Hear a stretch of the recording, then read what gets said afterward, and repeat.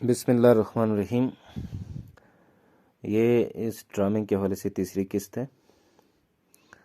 اب ہم بات کریں گے اس ڈرامے کی زبان و بیان کے حوالے سے۔ تو میرے خیال سے سب سے پہلے ہم آغا حشر صاحب کی ہی رائے کا جائزہ لیں۔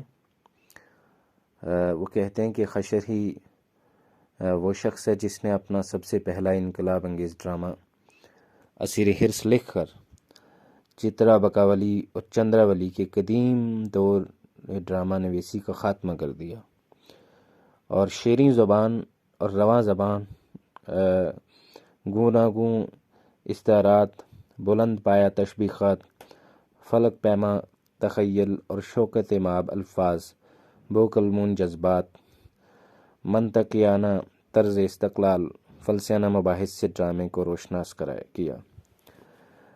یہ اس خط کا اقتباس ہے جو حشر نے تپش لاہوری کو اس خط کے جواب میں لکھا تھا، جس میں تپش نے لکھا تھا کہ تمام ناقدین ادب کو آپ کے ڈراموں میں کچھ اغلاط نظر آتے ہیں اور وہ ان سے اختلاف کرتے ہیں۔ تو حشر نے اس کے جواب میں ان کو ایک جامع خط لکھا جس میں اس وقت کے طرز تحریر اور ادبی ماحول پر روشنی پڑتی ہے۔ تو جب اسیر حرص تصنیف کیا گیا تو مندرجہ بالا اقتباس سے ظاہر ہے کہ حشر کے پہلے ڈرامے چندراولی کی لیک پر چل رہا تھا۔ آغا حشر نے اسیر حرص لکھ کر خب آگیانہ رخ اختیار کیا، جسے وہ ڈرامے کی دنیا میں انقلاب سمجھتے ہیں، اور اسیر حرص کو ڈرامہ نگاری کا سنگ میل تصور کرتے ہیں۔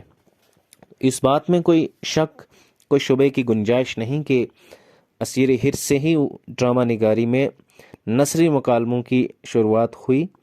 یہ حشر ہی کا کام ہے کہ چندراولی کے منظوم مکالموں کے سننے والے کانوں میں ایک ایسے ڈرامے کے مکالموں سے رس گول دیا جس میں منظوم مکالموں سے زیادہ نثری مکالمے تھے۔ یہ صرف حشر کے زور بیان کا ہی نتیجہ تھا۔ وہ کہتے ہیں کہ چنگیز جا چلی جا او ناداں عورت، یہاں سے چلی جا، اگر میری تلوار میان سے باہر نکلے گی تو ناصر کی زندگی کے ساتھ تیری بھی جڑیں کاٹ کر پھینک دے گی۔ تو نوشابہ کہتی ہے کہ تلوار جو دیکھنے میں اتنی چمکتی ہے، یہی تلوار زندگی کی جڑ کاٹ سکتی ہے مگر ایمان کی جڑ نہیں کاٹ سکتی۔ تو چنگیز کہتا ہے تو کیا تم میری بیوی ہو کر میری شریک نہیں؟ تو نوشابہ کہتی نہیں، مظلوم سانپ کی شراکت ٹھیک ہے مگر ظالم شوہر کی شراکت ٹھیک نہیں۔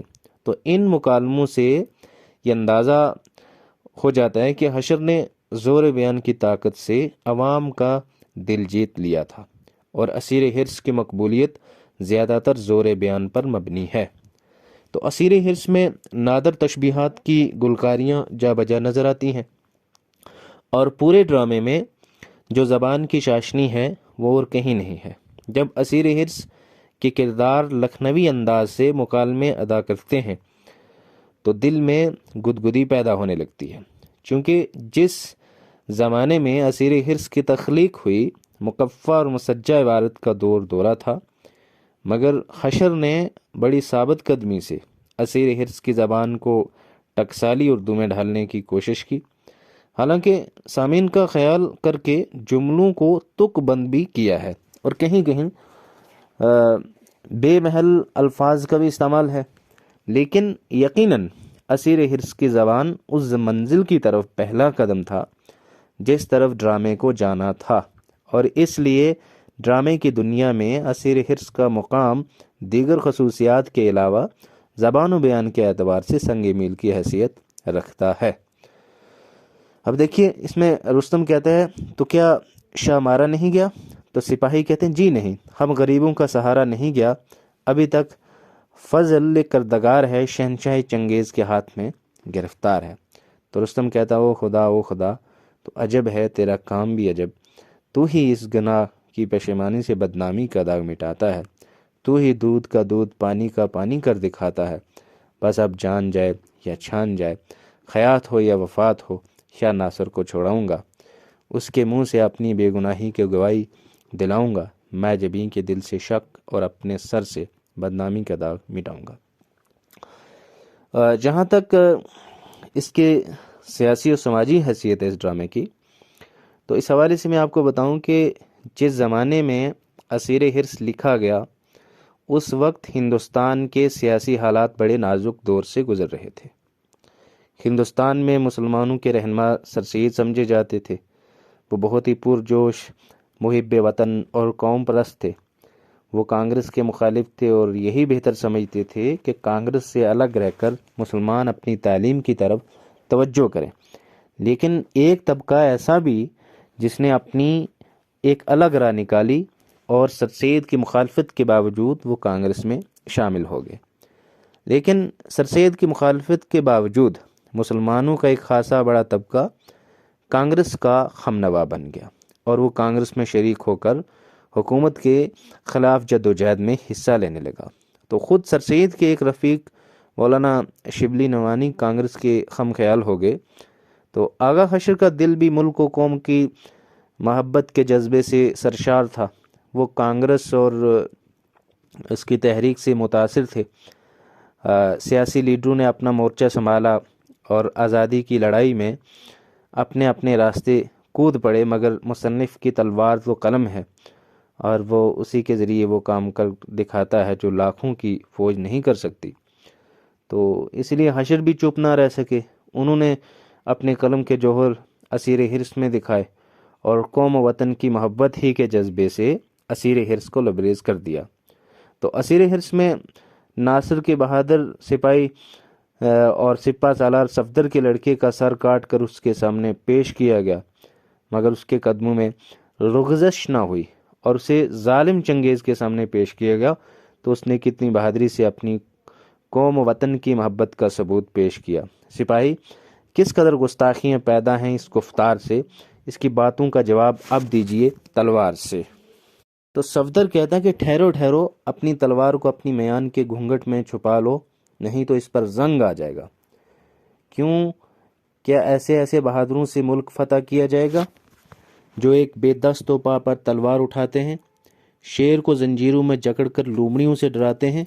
جاؤ انہیں ڈراؤ جو ڈرنے والے ہیں، ہم نے تم جیسوں کو تو ٹھوکروں سے اڑا ڈالا۔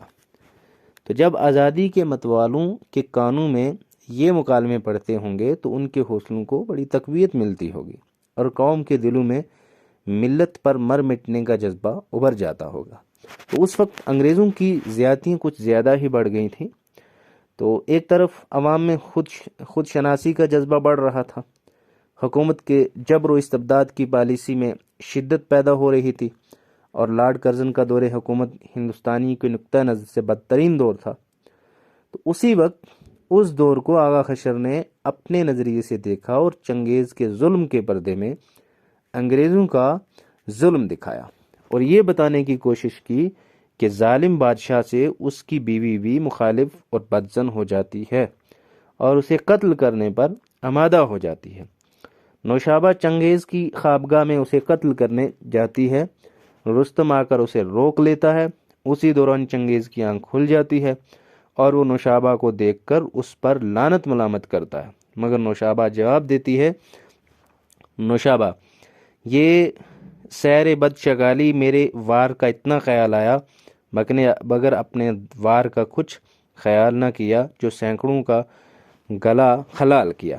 بھیڑیے بکری کو اس طرح نہ کھاتے ہوں گے، شیر انسانوں کو ایسے نہ چباتے ہوں گے، بے گناہوں کو وہ دنیا میں تو دیتا ہے سزا، بے گناہوں کو وہ دنیا میں تو دیتا ہے سزا، جو جہنم میں گناہ گار نہ پاتے ہوں گے۔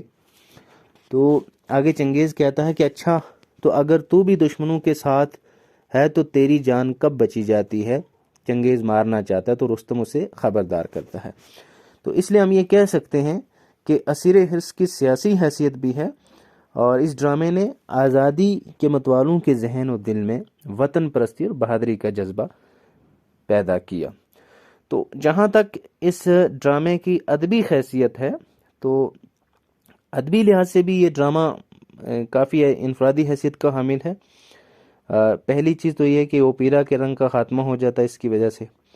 اس کے بعد اس ڈرامے کی وجہ سے نثری مکالموں کی باقاعدہ شروعات ہوتی ہے، اور تیسری چیز یہ ہے کہ اس ڈرامے میں سماج کے اصلاحی پہلو کو لے کر ڈرامے کی تخلیق کی گئی ہے وطن اور قوم کی محبت سے لبریز اشعار و مکالمے تحریر کیے گئے ہیں، اور اس کا جو طرز بیان ہے وہ بھی کافی منفرد ہے۔ تو انہی سب خصوصیات کے پیش نظر اسیر حرص ایک ادبی شاہکار بن گیا ہے۔ استعارے اور تشبیہات کے ذریعے سے بھی اسیر حرص مزین ہے۔ تو نوشابہ افسوس کہ بر کے برسات بھی شور و غل کے بعد تھم جاتے ہیں، پہاڑ درخت بھی بعد زلزلے جم جاتے ہیں، مگر تمہارے غصے کی آگ ایسی ہے جو ہزاروں کا گھر پھونکنے پر بھی ویسی کی ویسی ہے۔ آج حشر کے اس ڈرامے پر اکثر یہ الزام عائد کیا جاتا ہے کہ تسلسل کی کمی ہے، مگر زیادہ تر ناقدین نے حشر کے ایسے ڈراموں کا مطالعہ کیا جو ادھورے ہیں یا غلطی سے کچھ کا کچھ شائع ہو گیا ہے۔